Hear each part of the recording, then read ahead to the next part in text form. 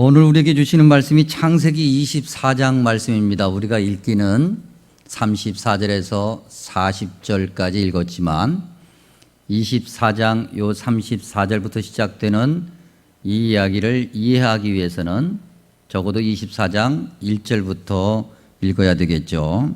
지금 이 시간 다 읽을 수는 없으니까 제가 설명해 드리면 24장 1절은 이렇게 기록하고 있습니다. 아브라함이 나이가 많아 늙었다 그랬습니다. 그리고 이제 2절에 가면 오늘 우리가 읽은 말씀에 등장하는 아브라함의 종, 그 종에 관한 설명이 있는데 자기 집 모든 소유를 맡은 늙은 종이라 그렇게 표현합니다. 아브라함도 늙었고 아브라함의 종도 늙었고 둘 다 늙었어요. 이건 무엇을 암시하냐면 아브라함과 아브라함의 종이 아주 오랫동안 함께 했다라고 하는 것을 나타내고 있는 거죠. 그 아브라함이 이제 아브라함의 그 종을 불러서 자기 허벅지 밑에 손을 넣고 맹세하게 합니다. 허벅지 밑에 손을 넣는다라고 하는 것은 그 대화가 반드시 둘 사이에서 이루어지기를 바라는 그런 어떤 맹세 같은 거죠. 조금 더 바꿔서 얘기하면 아브라함이 이제 아브라함의 종에게 이야기를 할 건데 그걸 아브라함의 종이 듣고 반드시 그대로 하겠다라고 하는 약속의 표시예요. 아브라함이 아브라함의 종을 이제 불러놓고 이야기를 하는데 야, 내 아들 이삭이 이제 장가갈 나이가 됐어. 그러니까 며느리감을 좀 너가 가서 좀 데려와야 되겠다. 자, 이삭의 아내죠. 우리가 이미 알고 있는 것처럼 리브가인데 어쨌든 아직은 만나기 전이니까 데려와야 될 텐데 명심해야 될 것이 있어. 지금 우리가 살고 있는 이 가나안 땅 말고 원래 나의 고향, 아브라함의 원래 고향으로 가서 거기서 한 아가씨를 데리고 오라고 그렇게 부탁을 합니다. 아브라함이 종이 물어봅니다. 주인님 좋습니다. 그러면 만약에 내가 가서 만났는데 그러한 며느리감을 만나서 이제 가자고 그러는데 그 며느리감이 못 가겠다고 그러면 어떡합니까? 그랬더니 아브라함이 그러면 그냥 와라. 아브라함의 종이 한 말은 이런 의미죠. 만약에 거기까지 갔는데 아가씨를 못 구해오면 그러면 어떻게 가나안 땅에서라도 구해올까요? 이런 얘기고 아브라함은 아니 절대 그러면 안 돼. 차라리 내 아들 이삭이 장가를 안 가는 한이 있더라도 그래서는 안 돼. 이런 의미죠. 어쨌든 이런 맹세를 다 하고 난 다음에 이제 아브라함의 종이 아브라함의 말대로 먼 길 그 여정에 오르게 됩니다. 창세기 11장 27절에 하면 아브라함과 아브라함의 아버지 데라, 이미 데라 때부터 하나님을 잘 믿었던 가문인데 그 데라가 아브라함과 몇몇 식솔들을 데리고 그 고향을 떠나 하나님이 말씀하시는 땅으로 갔다라고 하는 표현이 있습니다. 설명이 있죠. 그러면 그 아브라함의 고향이 어디냐면 갈대아인들의 땅 우르라라고 하는 지역이에요. 창세기 24장 10절, 즉 우리가 오늘 읽은 말씀 그 본문이 속해 있는 24장 10절에 하면 갈대아인들의 땅 그 우르를 뭐라고 설명하냐면 메소포다미아의 나홀의 성이라 그렇게 설명해요. 그러니까 우리 한글 성경에서 메소포다미아 이렇게 썼는데 우리에게 익숙한 말로 바꿔서 얘기하면 메소포타미아. 문명의 발생한 그 메소포타미아 지역에 있는 도시예요. 그 지역을 떠나서 가나안 땅으로 오다가 하란에 잠깐 머물렀고 어찌어찌해서 거기서 정착을 하고 살는데 하나님께서 아브라함에게 다시 명령하기를 야 원래 가나안 땅으로 가라고 그랬잖아. 그러니까 가. 그래서 창세기 12장 1절 이하에 아브라함이 하나님 명령대로 이제 가나안 땅으로 들어가는 장면이 있지요. 그 지역, 그곳으로 가라는 겁니다. 그래서 그 아브라함의 종이 이제 그 지역을 향해서 출발하는데 조금 이따 또 한번 보겠습니다만 그곳이 각 가까운 곳이 아니라고 하는 거예요. 매우 먼 길이었다. 어쨌든 그 아브라함의 종이 매우 멀고도 험한 그 여정을 이제 출발해서 마침내 거기에 다다릅니다. 그리고 한 아가씨를 만나게 되죠. 그 아가씨 이름이 리브가였어요.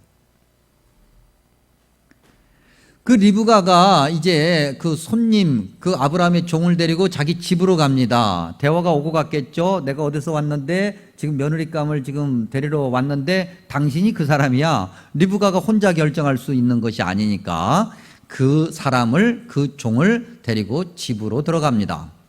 그랬더니 리브가의 오빠가 있었어요. 이름이 뭐죠? 라반. 나중에 이제 야곱과 에서 이야기에서 아주 중요한 역할을 하던 그 라반.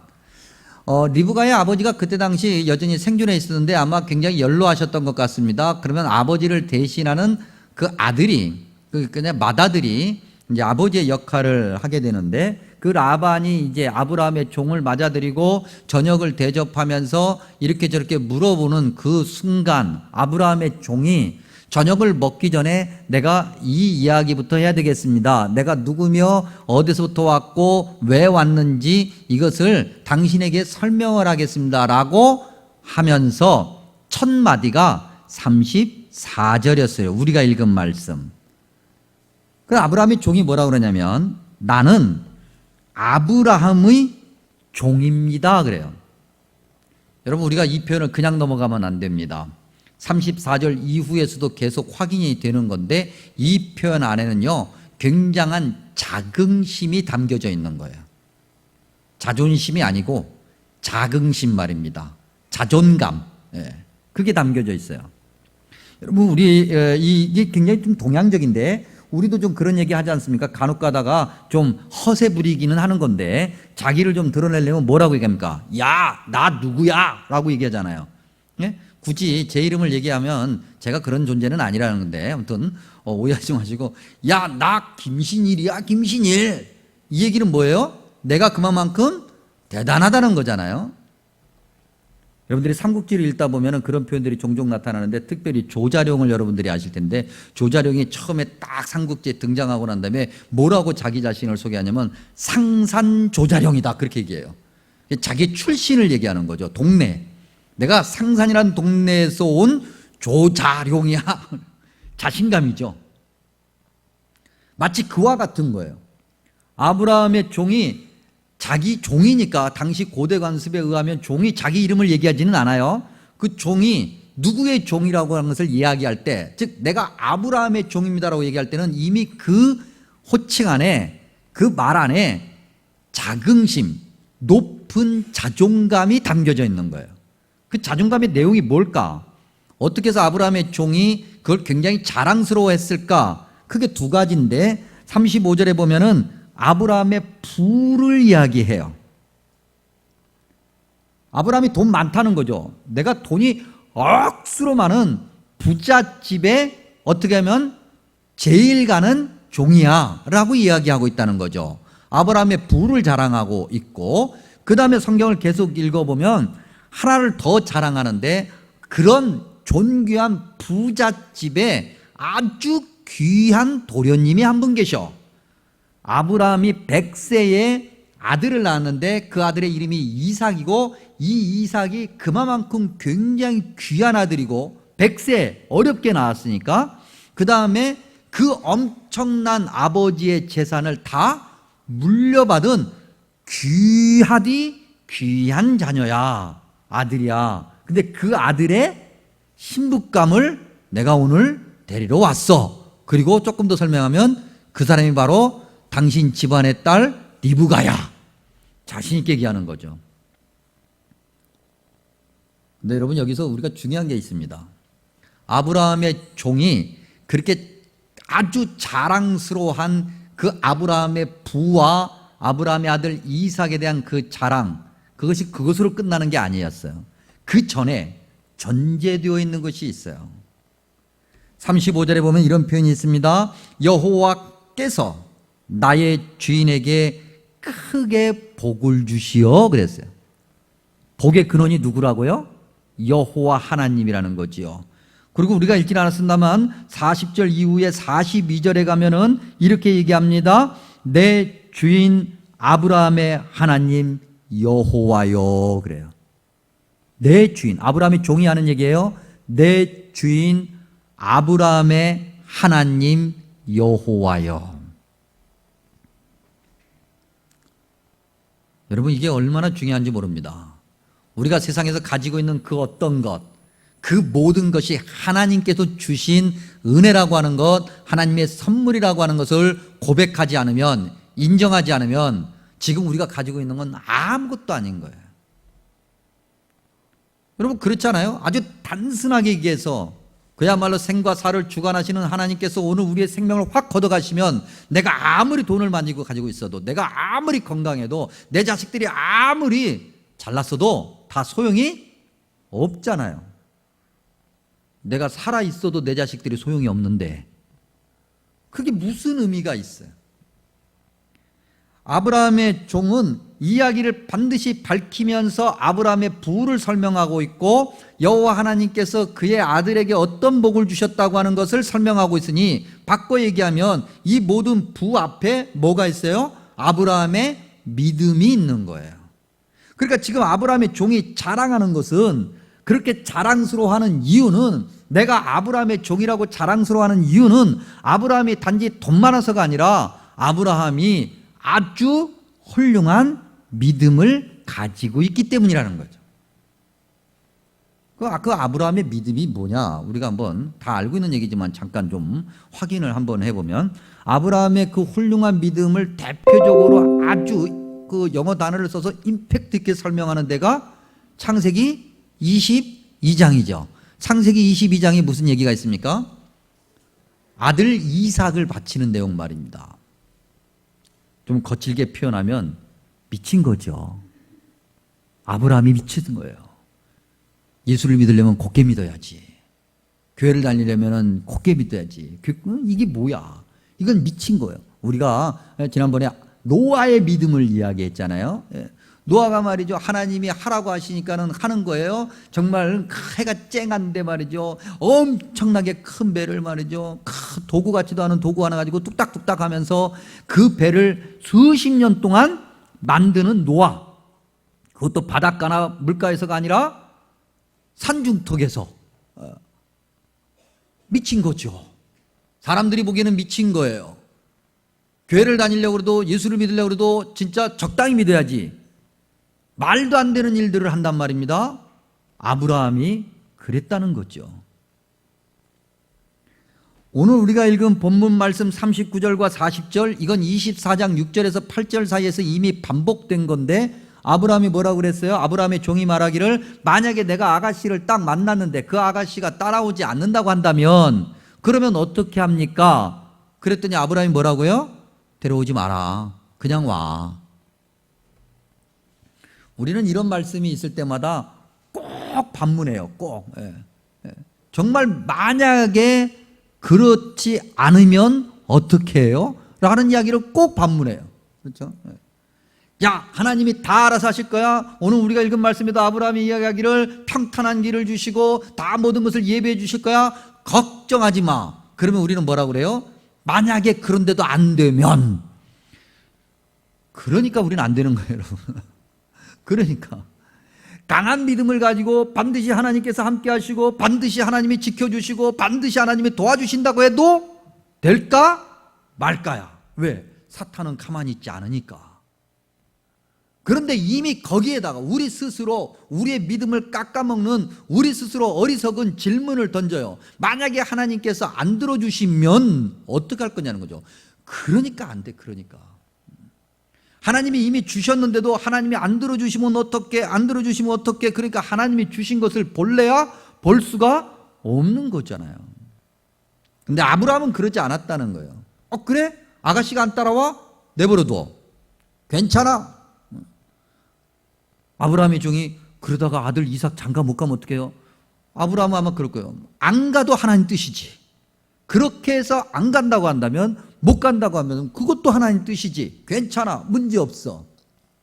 이러한 믿음을 아브라함이 가지고 있었고 그 믿음을 아브라함의 종이 대단하게 자랑스러워하고 있다는 거죠. 근데 생각해 보면 아브라함이 항상 순종한 믿음, 아주 완벽한 그런 삶, 그렇게 살지는 않았던 것 같아요. 여러분, 우리가 잘 알고 있는 것처럼 하나님께서 아브라함에게 약속하십니다. 야, 너에게 이제 곧 아들이 태어날 거야. 근데 아들이 그 다음 해에 태어났어요? 안 태어났어요?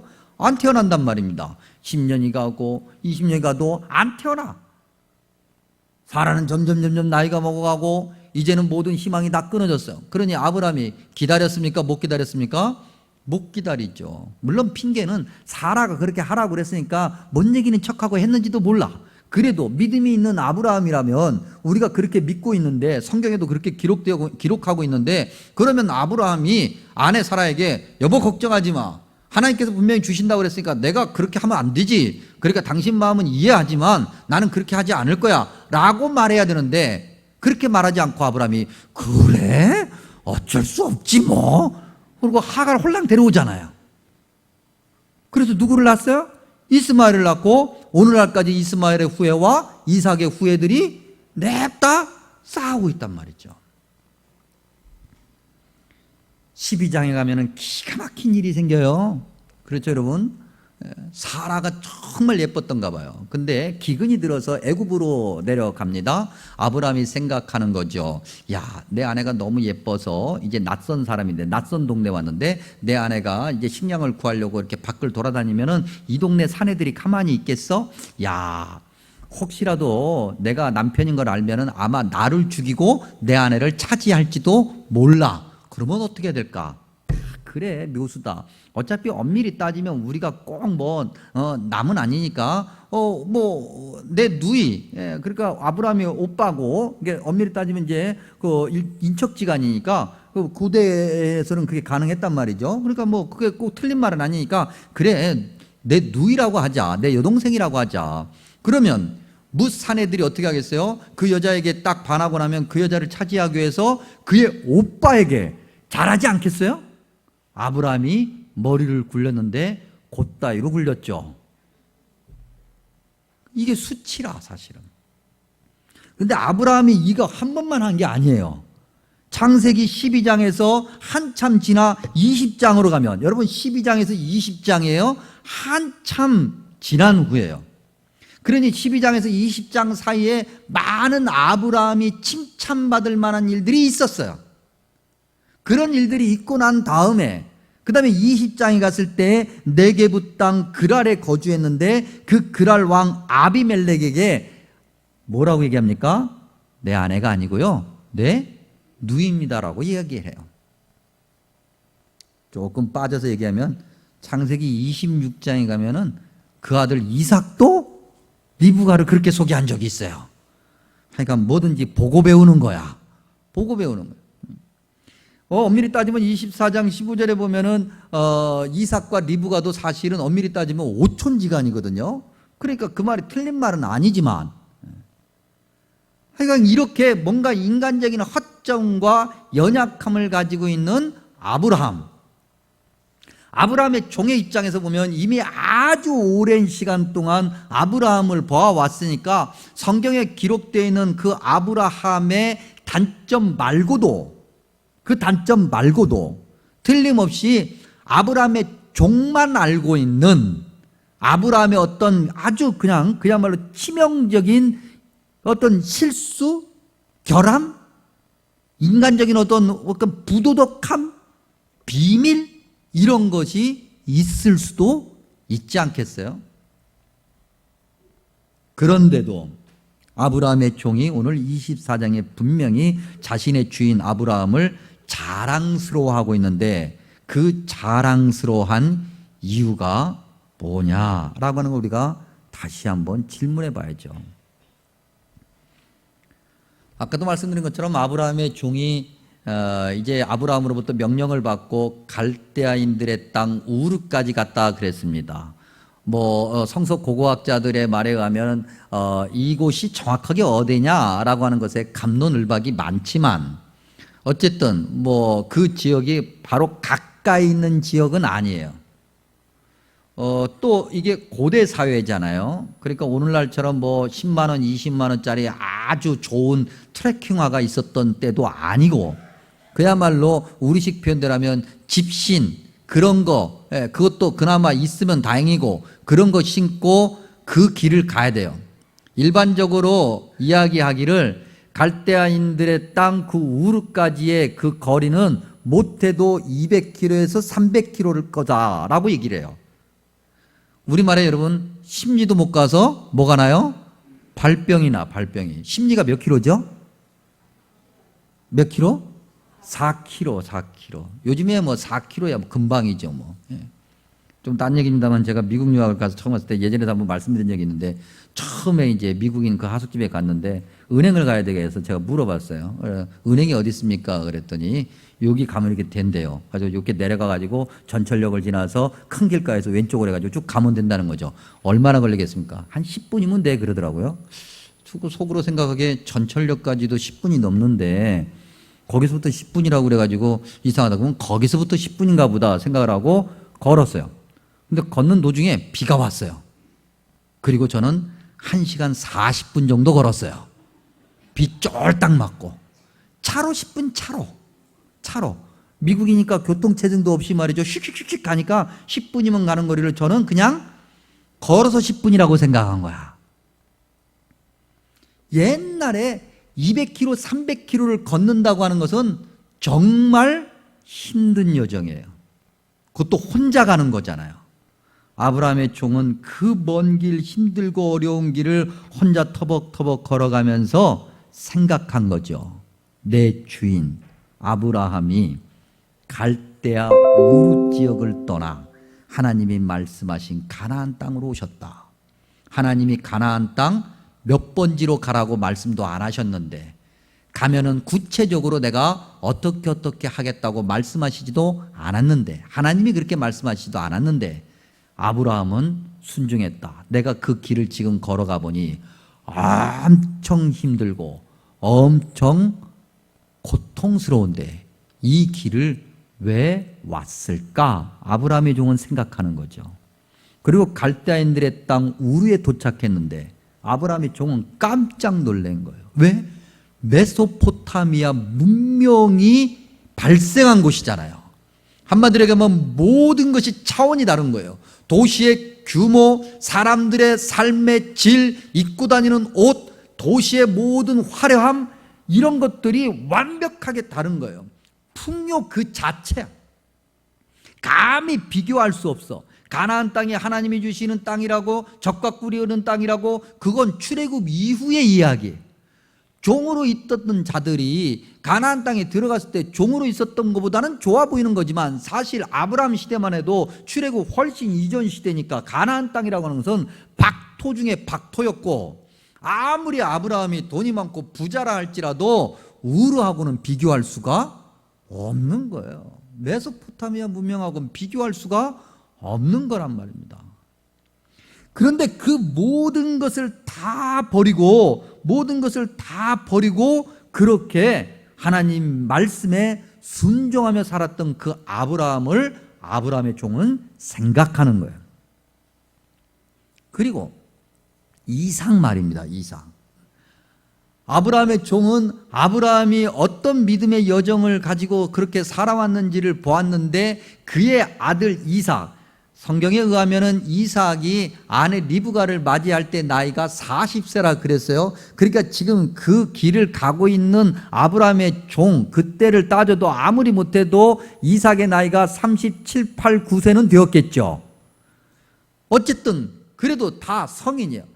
그가 이삭을 낳고, 아브라함이, 그리고 40년 동안 이삭을 교육시키고 이삭을 믿음 안에서 살게끔 했던 그 모든 여정도, 믿음의 여정도 아브라함의 종은 옆에서 보았어요.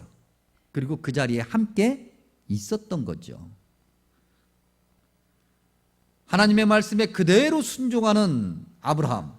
인간적인 부족함이 있었고 실수가 있었고 연약함이 있었지만, 그럼에도 불구하고 하나님 앞에 다시 나와 엎드려 하나님이 원하시는 믿음의 모습으로 돌아가려고 애썼던 아브라함을 아브라함의 종은 옆에서 보았고 그 믿음의 자리에 함께 있었고 그 믿음의 결과를 보고 있는 거예요.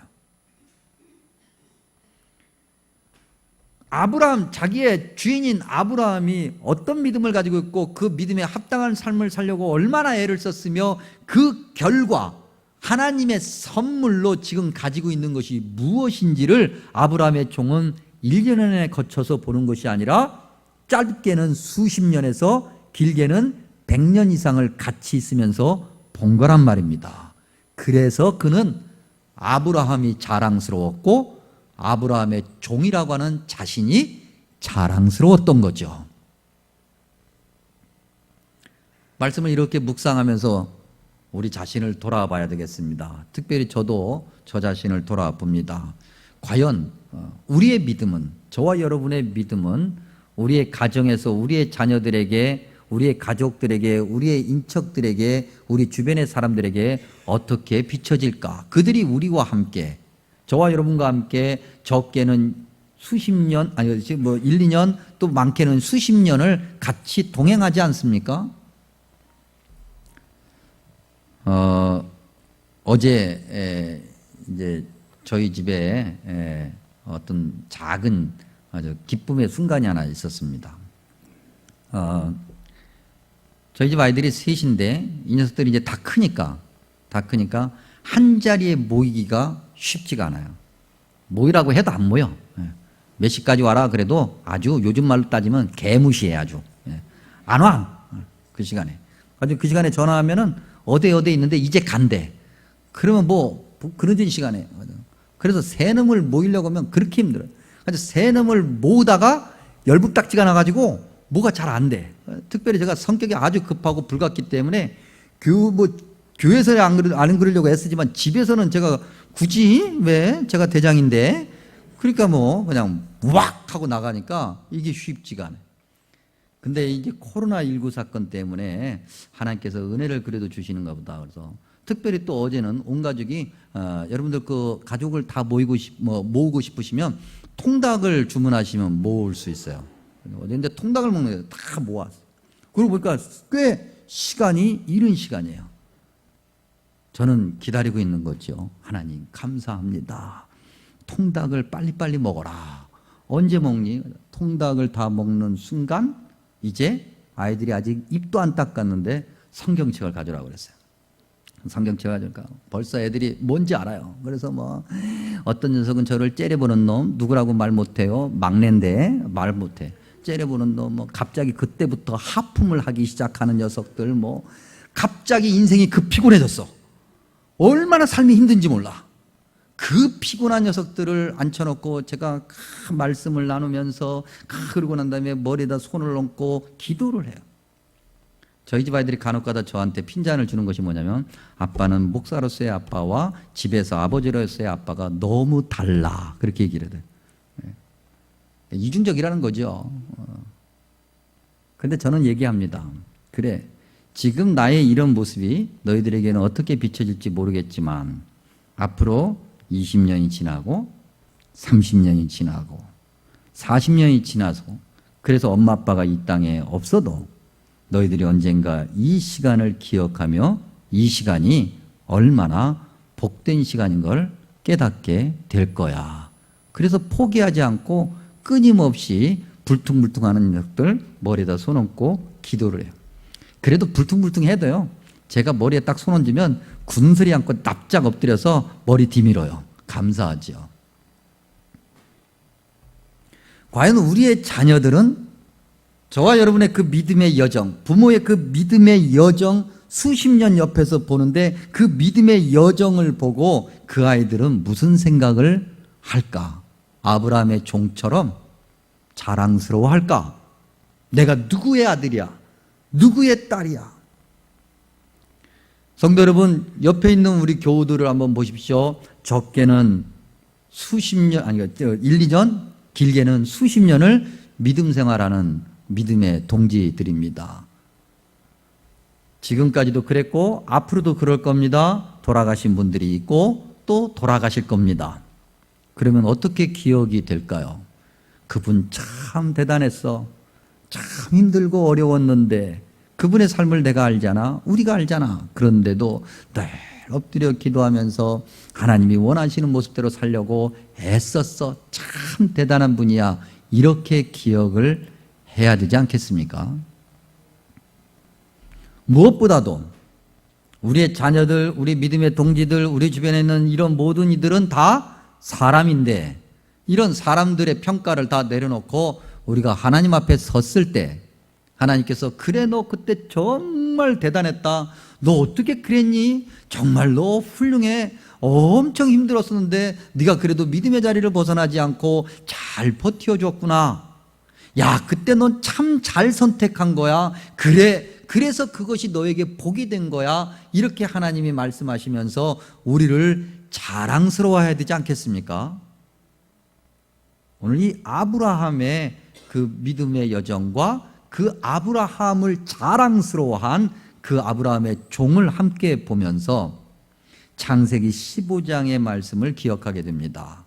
창세기 15장 6절과 7절은 아브라함이 아브라함으로 바뀌기 전 아브람이라고 하는 이름을 가지고 있을 때인데 읽어드리면 이렇습니다.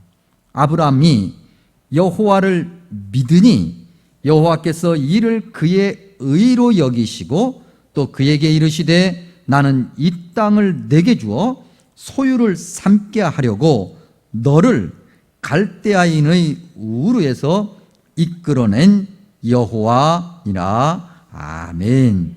기도합니다.